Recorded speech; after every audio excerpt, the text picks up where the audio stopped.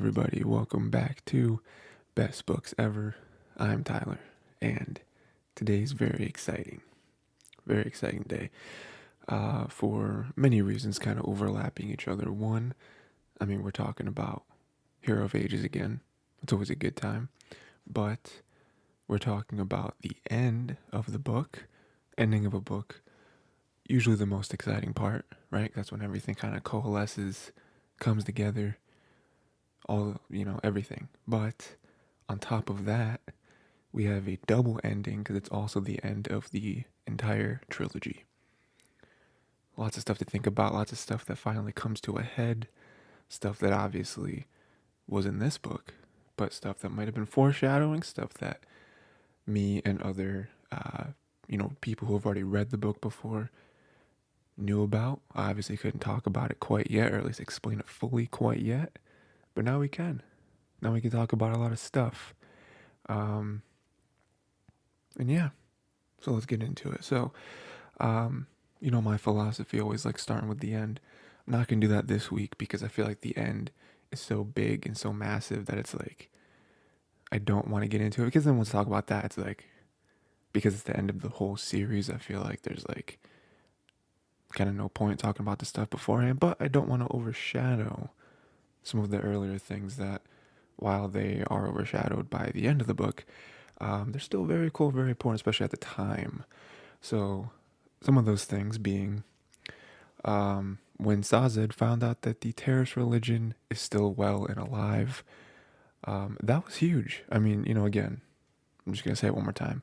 A lot of this stuff I'm going to talk about gets overshadowed by the end, but that's why I'm talking about it because Sazed fighting the religion was crazy. Like, us learning that, like, in hindsight, it making so much sense. Because we knew that Rishek, the Lord Ruler, was Terrace, right? So, of course, like, through him making all these creatures, especially the Khandra, we learn how important the Khandra are. We learn later how, like, he made the Khandras, like, double agents against Ruin. Like, yes, they have spikes in them, but they have, like, a failsafe, and also they were supposed to be the ones to kind of, pull out of Ruin's control. So it all kind of makes sense in the end. Um, and I also love that because it's not only great for that religion, seemingly the thing that Lord Ruler was always trying to stamp out, turns out to be the thing that really helps them win in the end. And also just on a personal level with Sazed, like, he was so frustrating, and not to the point of like not liking his character anymore. I don't think that was really the intent of how Brandon wrote him in this book, but um, still very frustrating to read because we've talked about it before, but like Sazed being that character, very dependable, him being the religion guy, so him always having faith in what comes next and faith in his friends, faith in whatever, right? Not necessarily God, because he believed in all the gods to in a way. But like for that to be him finding his faith and be like, oh well, maybe this religion still exists, and then for him to meet the first generation, the ones that actually walked with the Lord Ruler before he was the Lord Ruler, and be like, oh yeah, this, that, and that, and then just kind of go through it and be like, oh yeah, this is real, and it still exists to this day. It was a terrorist religion at the end of the day that persevered through everything while every other religion couldn't. Um, well, they do kind of end up persevering in the end because Sazed holds a record of them and wants them to be taught afterwards, but we'll get there. But that was great, because again, like, so many characters in this book, like Vin, Elend, Kelsey, all of them, they all have their goals, they all have what they're fighting for, and Sazed, I think, does get overshadowed somewhat, because he just seems like, for the most part on the surface, he's just the keeper, he wants to learn about things, he wants to share his religion, whatever, but then you have to remember that this is what he's fighting for, and I think we do forget because it's not part of the main plot. Like, that is really solely a Sazed and Terrace thing, and that's just not part of what we care about. Like, first, but we care about the Lord Ruler, them pulling off the heist and eventually killing him. And then books 2 and 3, we kind of focus on the war with people, and then the war with God. So the whole him find the terrorist religion really succeeding in like the whole mission of his people, we don't really care about too much. So the fact that he does it, it kind of floods back, and it's like, oh yeah, like he did it. Like he did so much in this book or in this series even for the terrorist people. So it's awesome. I loved it. I love that moment because everything came together, and then he found his faith again. And he helped so much with with the whole Conjure thing, like trying to convince them, and then him working with Tensoon, um, and then obviously the ending, which we'll get to. But yeah, that was great. Love that. The next thing is the whole Vin and Marsh sequence after, well, once what's his name? Yeoman? Yeoman. The obligator, yes, Yeoman.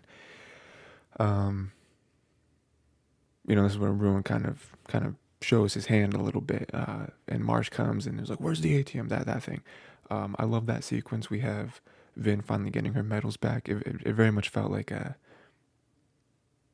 kind of like a movie where the hero, they're at odds. There's no way they can get out of this, and then she's able to get her medals again. She's able to snatch them up because obviously Yeoman and Ruin, they're all kind of preoccupied with what's going on outside. And she gets her medals. In that moment, we're reading that and we're just like, oh, it's on. You guys made a grave oversight. You should be one eye on Vin at all times because of moments like this. And then she just goes crazy, right? Like she doesn't really kill Marsh, but she does send her earring, I believe, through his skull. Stuns him for a minute because he has crazy healing powers, which we then learn is him actually having feruchemy, which is huge because that's like what the Lord Ruler did. He mixed allomancy and feruchemy. And then him or her finally able to draw in the mist for the second time. Second time she's done it since doing it the first time with the Lord Ruler. And that's how she's able to like almost take control of rip control of Marsh away from Ruin, and Ruin flee or Marsh flees. There's so much to happen in that sequence. So like, now we can talk about it, right? Because it's over. Like her throwing the earring through is huge because we know that the earring was the thing that was keeping her under Ruin's influence. And then we go all the way back, which I think I kind of talked about this last time, but we kind of go all the way back. Well, no, I probably didn't because I don't think it was confirmed last part, but we go all the way back and we're like, oh, as soon as she put that earring in when she was a child, or like whenever she did, she'd be under Ruin's influence, and she kept it out for a while, but then she kind of because she didn't want to wear it because it was a thing. And when she was in the different crews, it's like you don't want to have anything even remotely valuable showing because other people will try to take it from you. But then her going with Kelsier, putting it in, and then Kelsier kind of being like, hey, no, it's good actually, because metal, if it's like pierced in you or whatever, like you can't pull it and push it. So keep it in there for good for like a backup or whatever. And then from that point on, Ruin's slight influence was just like, yeah, keep it in there forever. What Kelsier said is a good idea, and it is, but it's also let her be under his influence forever. So that was great, and then just like that unraveling and us learning that that's the reason why the mist didn't do anything with her. We learn a little bit later, and we'll talk about that after, but why she wasn't able to take control of the mists, why it wasn't even possible since the Lord Ruler, because the Lord Ruler, when she did it, she also didn't have the earring in her, and that made her under Ruin's control, or not control, but influence. I always say influence because she, he's not fully controlling her like the Inquisitors, and that being like, oh well, you were never going to be able to do that, because and that's also why the mist would shy away from her, because she, with the earring in, she was more under Ruin's influence than Preservation and Mr. of Preservation. It's just so cool to see like everything come together and like everything have a reason, right? Because while you're reading it for the first time, you're looking at that moment and you're like, oh, well, that was just such a convenient thing for the Mist to help her kill the Lord Ruler. And it's twofold. One, why was she never able to do it again or before that ever, right? And two, why has there never been any mention of any other Allomancer, Mistborn, or not being able to do it? Like, I feel like that's something Kelsier probably would have told her. Like, oh yeah, and there's also like, it's very rare, but there's this thing where you can pull from the mists. It's like, so clearly that was so like, as a reader, you can look at that and be a little skeptical, be like, all right, that's a little too convenient for your character to be able to do that, But then you learn the reason why she couldn't do it, and it's great. Is there any other way for me to? All right, we'll get to that in a second then. And then the whole like Feruchemy thing, right? Like Ruin at least turning Marsh into more of the Lord Ruler. Again, Feruchemy, Allomancy, very very powerful. Which goes to show his like, I feel like a mix of desperation but also confidence, if that's possible, because he's confident that he can win because it's like, look around you, but then also a little bit of desperation because he knows that he can't fully win until he gets his body.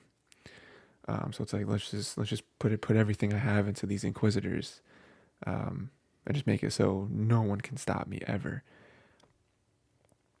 Yeah, and then just to close off that scene, when Vin does that thing with Marsh, and she sees fear in Ruin's mind, incredible. I love that because I love Vin's character.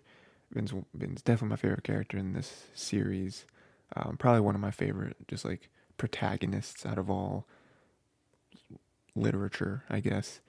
So like that moment was so cool for Ruin to be afraid of Vin, because Ruin knows what Vin is capable of. I mean, that's why he's done what he's done with Vin forever, like tried to have some sort of influence on her, because seemingly Preservation chose her very early on. So Ruin's like, no, if Preservation chose this human, then I need to keep an eye, So just see fear and be like, oh no. For a split second, Vin just showed something that no one else, that he didn't even conceive was possible. For Vin to almost again rip control of an Inquisitor away from him is shouldn't be possible. But then also maybe, and this isn't said explicitly, so this is just me kind of theorizing, but like him maybe realizing the only way that someone should be able to do that is if they have some sort of preservation in them, the help of Preservation, which up until that point, you figure Preservation was pretty much dead, pretty much gone for the most part. So to see that as well, it's like, oh no, what's happening? Pretty big. And then I will transition into more of a Mist thing, but I guess there's no specific moment to talk about what I'm about to talk about, so I'll probably just say it now. Yeah, and even if there's a better time, who cares? The Mist choosing her. Well, no, I guess we'll talk about that later. Thing with the Mist, another really neat thing, and again, it sort of explains the whole like Mistfall and stuff.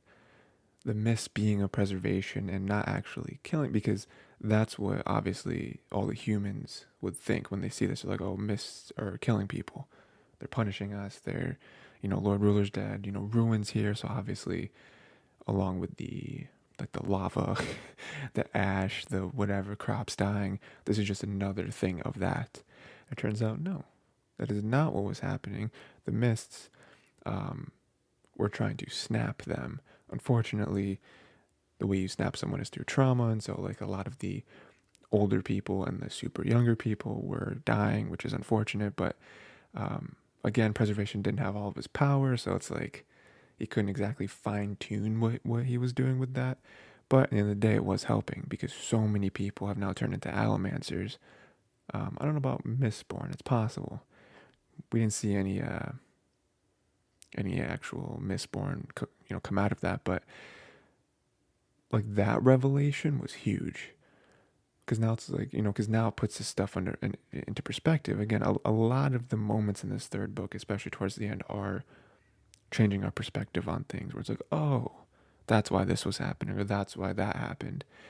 To see their preservation is huge. To see them snapping people, turning the Allomancers is huge. Because now we have all these Allomancers to help out. So that was a neat little thing, especially going back to when it first happened. I think the first time we saw it was Sazed in book 2, I believe. At the beginning of book 2, I think, was when he was traveling and teaching, and he was going around seeing people be taken by him. Yeah, which also makes sense that the nobility, remember we have that offhand comment by Spook, and Sazed is kind of confused by it, but Spook says that none of the nobility have been affected by the mists. Now it all ties together because you can't snap someone who's already snapped, So like the nobility presumably already have that noble blood in them, which is that Allomancer blood. So it's like there's no point in doing that because they probably already have Allomancy and they're not showing anyone, or whatever. So at the very least, the mist not targeting them, because it's like, that could kind of be a waste. Targeting Ska that have that ability, I think makes a lot more sense. So yeah, that's cool. Next, I guess we'll talk about the big, not really the big final battle, but I guess the second to big battle in here is Vin versus the Inquisitors. More specifically, versus Marsh.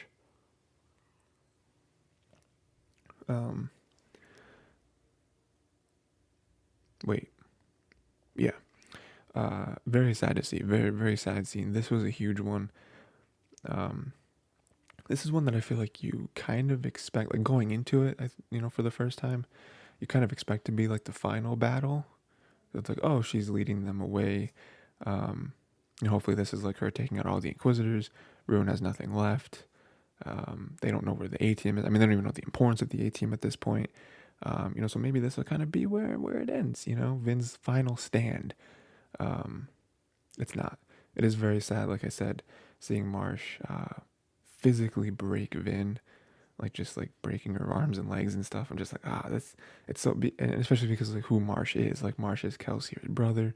This is basically, like Kelsier looked at Vin, in a daughterly way. So in a way, this is almost like his niece, So it's like, it's got to be hard for, again, that small part of him that was still trying to rebel against Ruin and, kind of like biding his time, had to be just devastated that whole time. Just wrecked, And it also sucks because we haven't seen Vin like that. I'm trying to think of the last time we've seen Vin really. I mean, like, yeah, she got captured by Yeoman, but like that's different. Where she was in a battle and it was like, I mean, probably since her and Kelsier went to Credit Shaw in book 1. That was probably the last time we saw them like that. And like Vin being destroyed and like huddled in a corner, and like that was the moment where after all this progress that she made with like trusting people and also having confidence in herself, where she like reverted back to her old like street urchin days where she's like huddled in a corner in the darkness and in like a puddle of water, trying to make herself as small as possible. Like we haven't seen that in a while from her at that point, relatively. So that's probably the last time. And so this right here kind of brought flashbacks of that, of not only that moment, but also like Reen, being abusive towards her, Cameron, all that stuff. That was tough. That was really tough to watch. And also you read it and you're like, how is she going to win? her arms and legs are broken. Who was gonna come save her? um, but it does build it up to be like one of the worst moments of her life, probably, uh, for many reasons. Not only physically, but also like, oh, this all like in her mind, this all hinges on me, and I'm about to lose, and then they're just gonna go over to Elend and kill Elend, and so. But then it builds it up to be one of the uh, one of the greatest gains of her life is literally becoming God. So like, where are we at? Oh, and then in order to get there, Marsh, the rebellious side, finally uh, rips the earring out of her ear, throws it away. In the moment, we don't really know why too much. I don't think. I'm trying to think of like what we knew before this. I mean, I guess a smarter reader would connect the dots. It's not stated explicitly, but it's like you could connect the dots and be like, oh, the earring is a thing. Because obviously, up until this point, we've seen Ruin spike people, Penrod, whatever, right? So we know about the whole like spike and also like the whole Spook situation. So we know, but up until this point, it's supposed to be a little bit of a surprise of like, oh, even her earring acts as a spike. That's crazy. But now we know to spike, get Ruin's influence out of her, and that also allows the mists to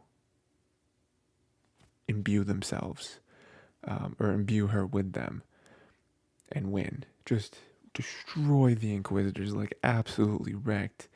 Um, each move is as if it's filled with duralumin. Like she's just wrecking shop. She completely obliterates, just levels Krennic Shaw. Like so satisfying because not only with that moment of her seemingly about to die, but also just everything coming together in this moment, um, being able to resist Ruin, the mist finally seemingly like coming in full force.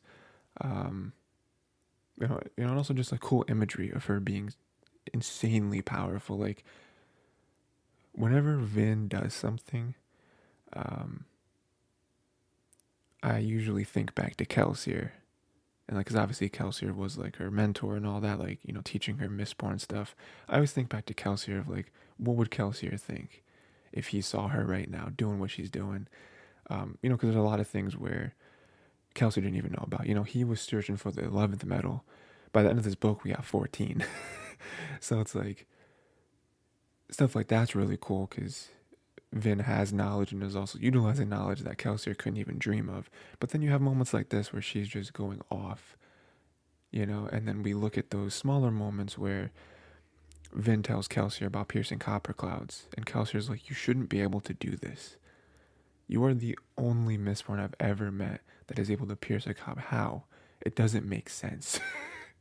So we have little moments like that, and then it builds until something like this where she is the strongest being to ever exist on this planet. It's crazy. But yeah, then she becomes God, which is just a natural progression, I suppose. Um, yeah.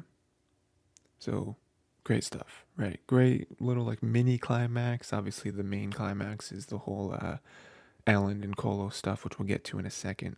But love that scene. Second time I've read it, obviously, and it hits. It's just like the first time. Next, I just have a small line, and then we're getting to the end. So one small line that I really like, and this is something that Vin thinks of when she is being God. She thinks back to the line that Lord Ruler said when he died. You don't know the things I do for mankind.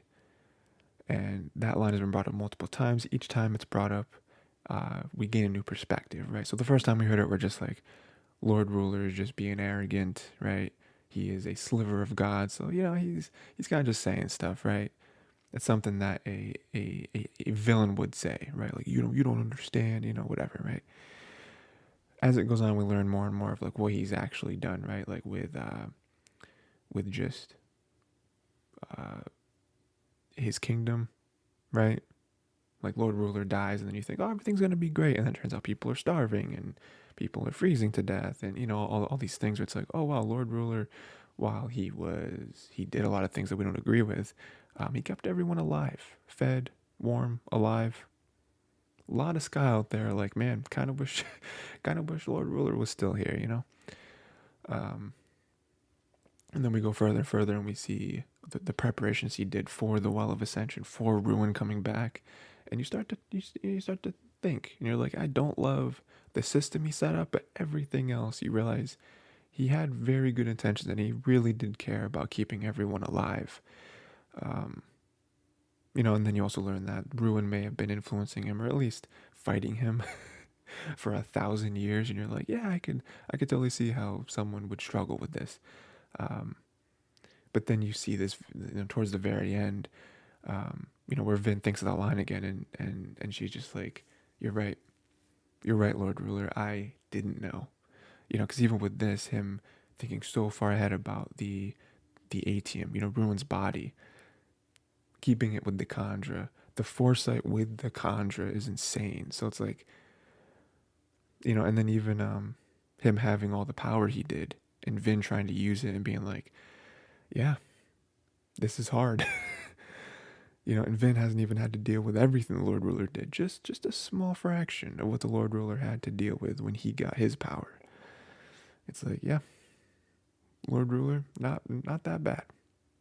Very easy to kind of see things from his perspective and appreciate everything he did, even though there's still some things don't quite agree with. But what are you gonna do? Yes. Now we get to the end and the final battle, and then the epilogue. This is what everyone likes. So, final battle, not too important. The battle itself, really cool. They're fighting with ATM.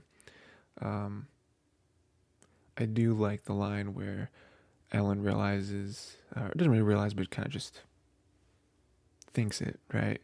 He's like, oh, ATM enhances the mind, does not enhance the body. Which is something you might forget about, because it's like, oh yeah, like ATM, let's see in the future, so it obviously helps you fight better because you can see what your opponent's going to do, but it doesn't stop you from being tired. Like you fighting for hours, doesn't matter that you can see in the future, your body's still going to get tired. So someone like Elend, who's a mistborn, who can burn pewter and all that, can last longer, but other people like that can only burn ATM, they're probably, at that point it doesn't matter. Like, yeah, I can see what's gonna happen, but my body just doesn't have the energy to move. like I'm gonna get cut down. So yeah, that was kind of a cool thing, because also he's like, ATM is so rare. Like no one's ever burned ATM for this long, so I guess no one really made that connection before. But yeah, it gets to the end where the ATM is all gone. Super good plan. Because from how we understand it, we don't want Ruin to get the ATM. It's very simple. We don't want Ruin to get the ATM, so what we're going to do, we're going to burn it. What we know, I think, from the epigraphs, the little blurb in front of each chapter, the ATM, like the essence returns back to the earth or something, and that's how ATM is able to grow again. Kelsier destroying, quote unquote, destroying the pits does delay even further. So it's not like a permanent solution, but it is like, oh, we're just gonna burn all of it, and that way, Ruin has no way to get it. I'll be honest, I don't know what would happen if, let's say the ending didn't happen the way it did, and Ruin did find an entire cavern of ATM. I don't know what that means. I don't know, like, what, because, like, I don't know. I don't exactly. I still am not quite sure on the whole, like, this is Ruin's body type thing. Because even Sazed, sort of explains it. He's like, well, it's not really a body. It's more of just like their physical presence. And I'm like, it's this too like 4D chess for me. I don't quite but it doesn't matter because that's not how it played out. It played out with the ATM all being gone. That way he's not able to utilize his body, so he's not able to go to like or like utilize, I guess, his full power that he has at the moment, which stops him from being able to just outright win. Um, so that's good. And then Marsh kills Elend, right? Kills him out of anger through ruin, I guess, or like ruin through Marsh kills him. Um, that's very sad. Very sad moment for Elend to die. I think whenever any of our protagonists die, it's very sad. Obviously on different levels though. But Elend, we've sat with for a lot longer. So like even though someone like uh, you know, Dox would have meant a lot more to Kelsier, for example. Uh, we only saw Dox for a certain amount of time, while Elend we've seen since the first book. So we've been here with him for a long time, and also through a lot more. But I do love Vin's thinking through this. She's basically she has the mindset where she's sad, but not as sad as when he died at the Well of Ascension. She sort of thinks about this in the way that like he died at the Well of Ascension. Like that's when I mourned for him. That's when I broke down. That's when I felt like I was useless, and there's nothing more I could have I can do at this point. I just want to curl up in a ball. That's when I felt all of these things. All of it since then, since the Well of Ascension, has been an extension on his life, an extension of our time together.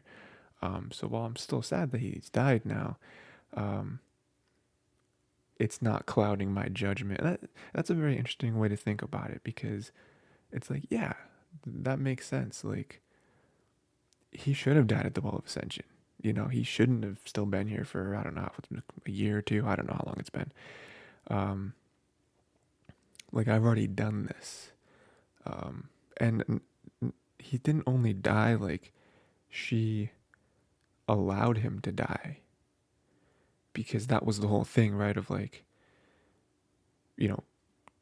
preservation, it didn't work, but preservation killed Elend in order to make Vin take the power to heal Elend. But she didn't. She said Elend wouldn't have wanted this. Elend wouldn't have wanted me to become this just to save him. Because at that point we thought that you had to release the power to save the world or whatever. So she was like, wouldn't have wanted it. Wouldn't have wanted this to happen. Yeah. So she not only saw him die, she allowed him to die. So it's very different, very different. Yeah. What's next?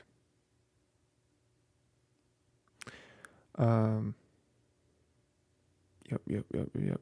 And then that was great because it then turns into another just like natural progression from that moment, where we're already kind of emotional with the Elend death, where we are kind of like getting into our mindset with the whole like moving on from it almost, and then it turns into like, I have nothing left. She even thinks that, or I think she says it to her, where she's like, Ruin, you shouldn't have killed Elend. That was my last thread to life, basically. Now I have nothing left. I have nothing left to lose. You made a grave mistake. Because now I will risk my own life to kill you. And she does. She fights against him. We know that they can't exactly kill one another. They're too evenly matched. But if she just keeps pushing, then maybe they'll just kill each other. They'll just cancel each other out. And that is exactly what happens. She sacrifices herself to kill Ruin. Kill, quote unquote, it's not really that, but and I thought that was a great moment too. Like, that is such a nice cap to kind of her overall arc, is that like she ends up, I mean, you can look at it in a very sad way of like, oh, she lost her husband, so now she just wants to die. It's like, that's very surface level. I feel like it's more so like her making that sacrifice. Like, think back to book 1, chapter 3. Vin never would have done something like this. Her whole life has been about survival. And now she ends it by taking her own life. Again, it's different because she's not exactly alive. She's sort of like a god spirit thing, um, along with Ruin. But still, it's like she could have stayed with Ruin and could have been like, yeah, we're just gonna do that. I'm gonna fight you forever, and you know, that's what we're gonna do. Sort of like Preservation tried to do for a while there. But no, she sacrificed herself to take out Ruin and hopefully make the entire world a better place going forward. Like that's poetic, you know. It's great. It's awesome. Um, and then yeah, and then we just keep flowing forward. Sazed ends up taking the powers of both Preservation and Ruin, um, which I love because again, it's that idea of going back and giving everything a new perspective. There's, certain things are said in a way where you don't have all the information to understand exactly where they're going to go, and that's intentional. Obviously, that's how people write stories, right? Where you look back and you're like, oh, that's what they meant by this. So Sazed does that, where he kind of goes back and back and forth with different lines of the prophecy of Hero of Ages or whatever, and it's like, oh, it was gender neutral, could be a boy, could be a girl, or could be both, Preservation and Ruin. You know what I'm saying? Um, and we look back at, like, he says something like, the prophecy was like, oh, they will bear the weight of the world on their arms or something. It's like, not on their shoulders. Normally when someone says we bear the weight, something like on your, you know, all of it's on his shoulders or, whatever, right? It's on his arms where his bracers are, the knowledge. There's also something like, they will have the power to create the world, but also destroy the world. Not because they have to make a choice, but because they will literally have both Preservation, keeping the world alive, and Ruin, destroying the world. Like, it's worded in a way where you look back, hindsight, you're like, oh, it's because you need both. And that is a really good question at the end where Sazed as God sort of ponders that, where they're like, why is there both Ruin and Preservation? Because it seems like after he has both of them, they want to be together. Like, they are opposing forces, but they belong together, not as two separate beings. And so it's like, were they always two separate beings? Did they get separated somehow? Very interesting stuff that we'll have to think about going forward. Because there is more Mistborn and more Cosmere stuff, which we'll talk about later. But very cool. And he also doesn't want it, but like, I love that he accepts it. And he's like, this was what it was supposed to be. And also like his newfound faith. Like, again, everything just kind of comes together, and it's like, this is what was always meant to be. And then just, stepping back for a quick second, speaking on that, with Vin's whole killing Ruin, like, Vin even says that, where she's like, it all makes sense now. You thought that Preservation did the well to kind of trap you, and then blah, blah. Like, no. Preservation always wanted this to happen. He wanted someone with made of both Preservation and Ruin to take up his spot, because Preservation would never do what I'm about to do, would never harm you in any way, let alone sacrifice myself to kill you, because he's Preservation. But Vin, who was initially made through both Preservation and Ruin, does not have those restrictions, does not have those like moral, not even moral, just like, it's in your creation. It's like in your being, like, I don't have that. So I will fight back. So that's really cool too, of like, it was always meant to be. Preservation, low key, unless they stumbled into it and Vin is giving Preservation way more credit than they deserve. Like, this was always the plan. Preservation, cannot take you out once and for all, but maybe a human can, So that's really cool. And then just more of Sazed. Like, I love that it's perfect. Sazed's knowledge of all these religions makes him the perfect next person to take up the mantle of God. They even go through, I didn't write all the examples down, but, it even goes through of like, this religion was map making, and so I'm going to use that to see how the world should actually be structured, like with the oceans and the geography and all that stuff. And there's like, oh, there's another one that focuses on like the like physiology of humans. So like, okay, this is how humans should actually be um, made or whatever. And then also like the star maps, which will help me accurately place the world where it should be, where the Lord Ruler and Vin both failed. Like making it too hot and whatever. So it all, like the knowledge makes so much sense, because it's even like, oh well, terrorists, they're keepers. It's like, yeah, well, I mean, Lord Ruler was terrorist, but I don't think he wasn't a keeper, because keepers didn't exist until um, after, like because of the Lord Ruler actually. Um, but then also the whole like religion aspect of it, I think, really just like expands his like purview, because even like Tindwyl had her um, uh, specialty, which is great, but like knowledge of a deep knowledge of kings and rulers and stuff wouldn't really help in this situation. But religion is so vast that it kind of creeps into everything. You know, so that was really cool. And then yeah, so it kind of prevents the mistakes Lord Ruler made, and then just like the whole end to this, the Sazed stuff. Um, I love that even at the end, he shouts out Vin. Even in the end, and in his little, the other little epigraph before the epilogue, um, he says something to the effect of, the person before me was more worthy than I was. Speaking of Vin, and like that just got me, because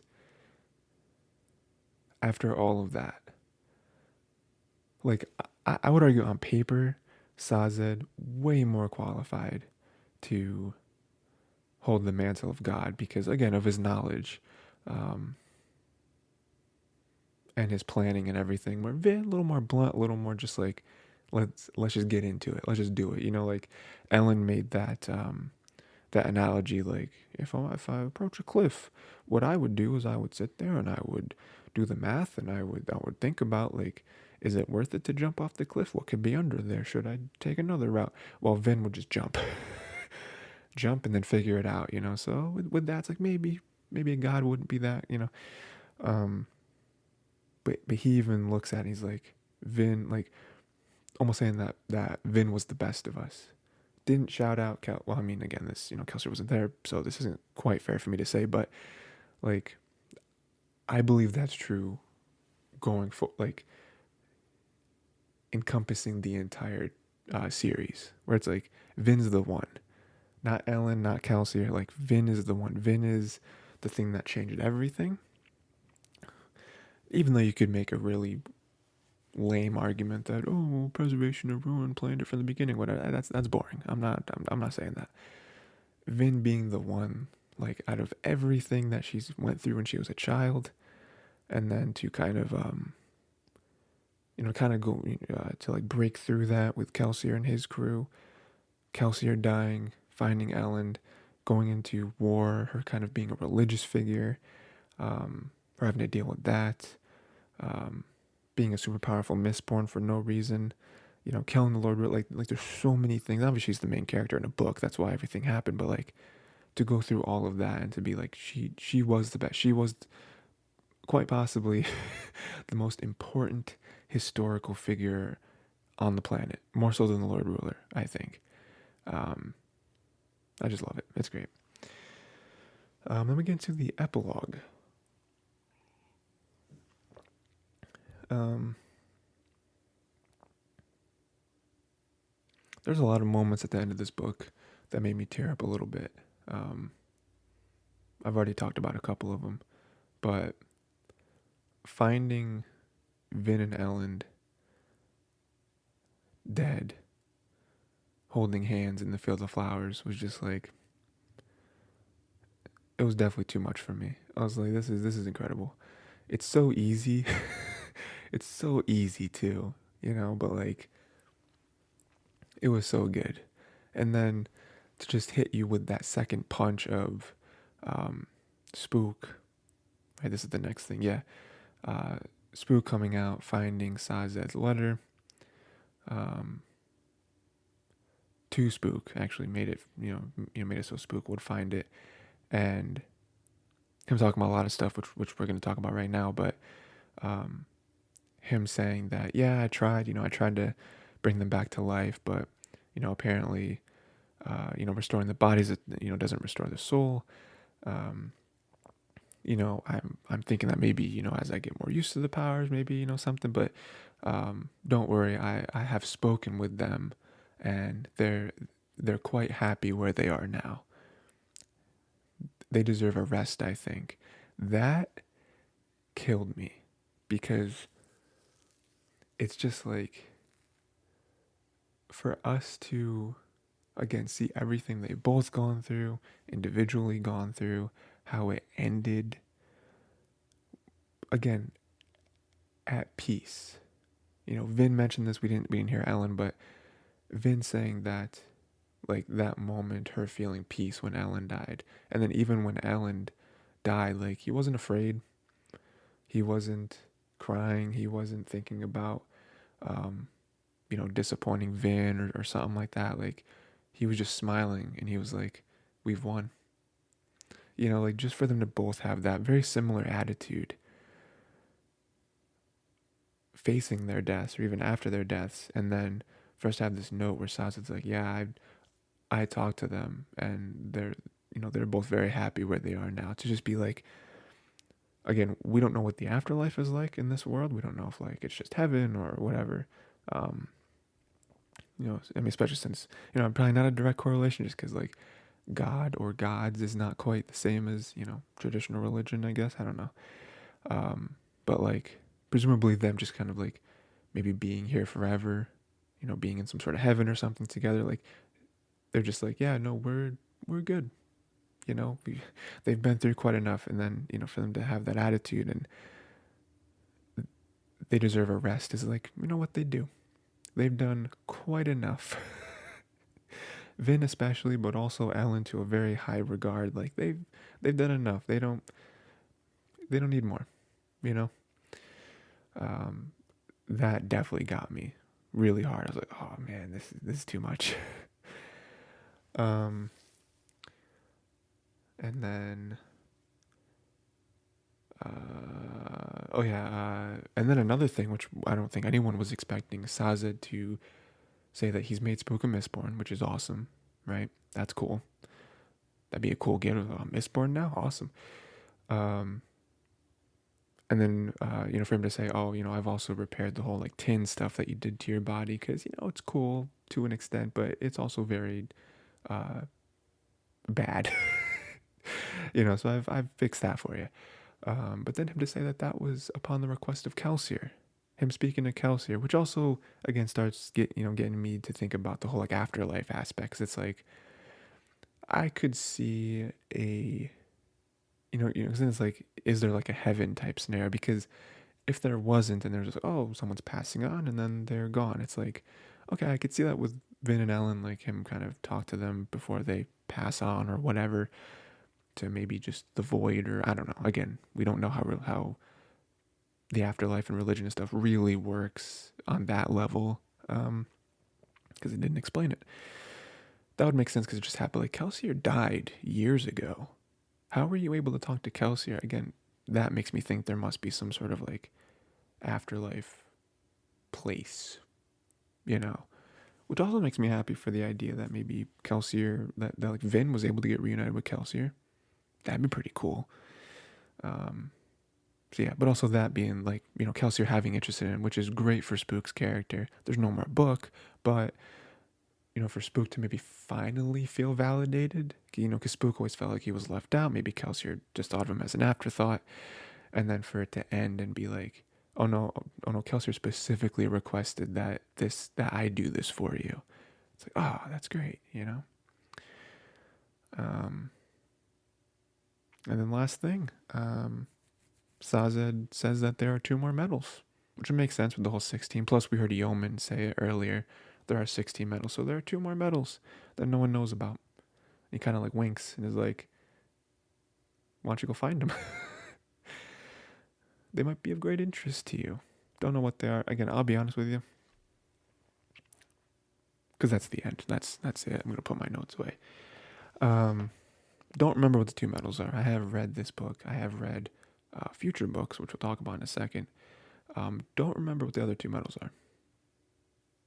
If this was a life or death situation, you're like, name the two medals. I'd be like, I don't know. I don't know. I can't even name two other medals. Platinum? Is platinum a medal? I don't know. But yeah, so that's cool. And that is it. That is the story. That is the book as well as the trilogy. Yeah, it's great. I love this trilogy. I love this book. That's why I did it first. This is the first series covered on the podcast. I'd love to hear what you guys thought of the book, the ending especially, all that stuff. What were your favorite moments? Did you tear up or maybe even cry at any of it? Because let me tell you, I didn't cry, but that last one with the 1-2 punch of them being in the field and then Sazed being like, they're happy. It's just like, oh, finally. After, especially Vin. I mean, Elend obviously too, but, Vin's the main character and she's also my favorite character. Everything Vin has gone through in her life, for her to finally feel peace and be at rest and be like, I don't have to worry about anything anymore. It's so good. But yeah, it's great. Yeah, love it. Had a great time. Going forward though, lots of questions, right? Lots of questions. Well, guess what? I have the answers. I am the answer guy. So I'm just gonna answer a bunch of questions that I think people would have. First thing, I guess, for anyone out there that knows, has the knowledge, there are more books. There are more Mistborn books. There's a second series. It's just Mistborn Era 2, where this is referred to as Era 1.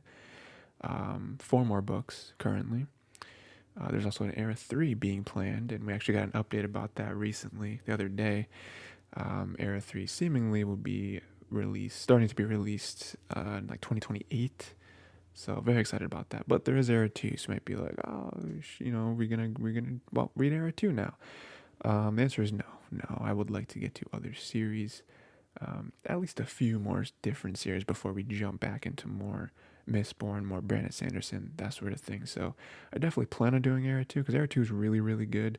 I think there are some divisiveness. I've definitely, and divisiveness in a good way, where it's like, I don't think anyone thinks that Era 2 is bad, but it's a very fun conversation to have, like, oh, do you like the Era 1 more, Era 2 more? And I think there's arguments to be had for both. Era 2, very, very good, so definitely planning to get to that, just not right away, probably after a few more series.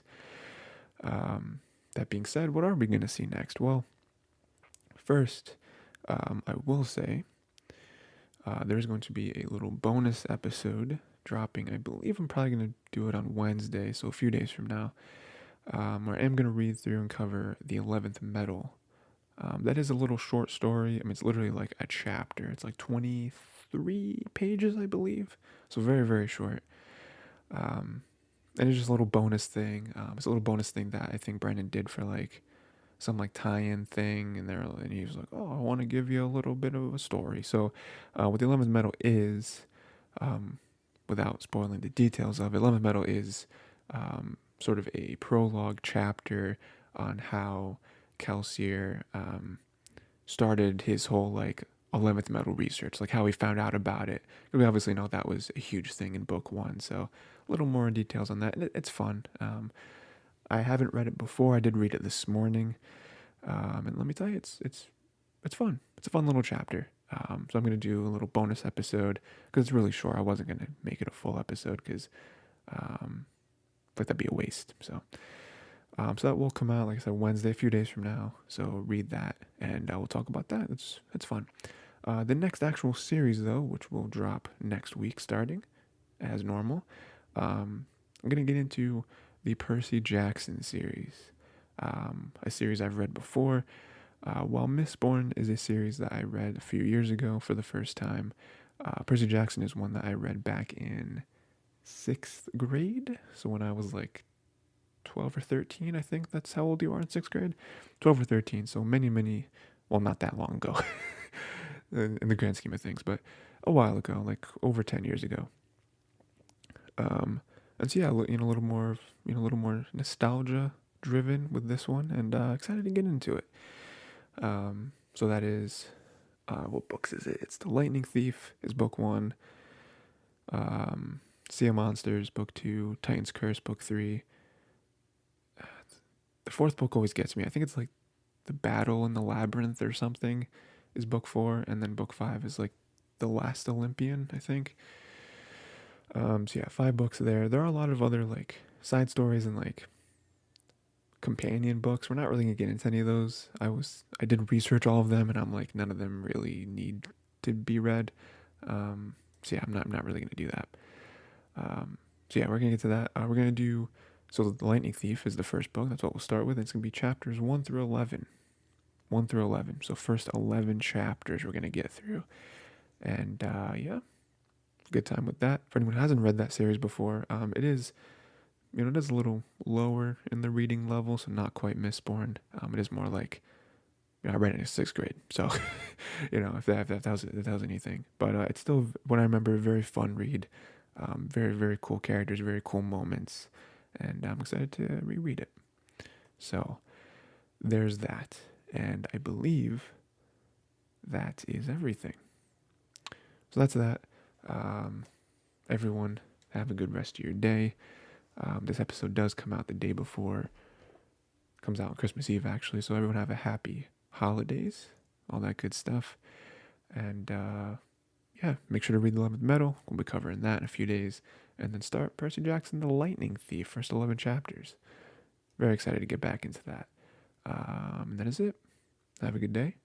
And yeah, don't I'm trying to think of like a sign off with the book. We just finished a book. I'm trying to think of something there. What can I say? Sometimes you think you're the hero and you are. That was bad. I'm just gonna stop.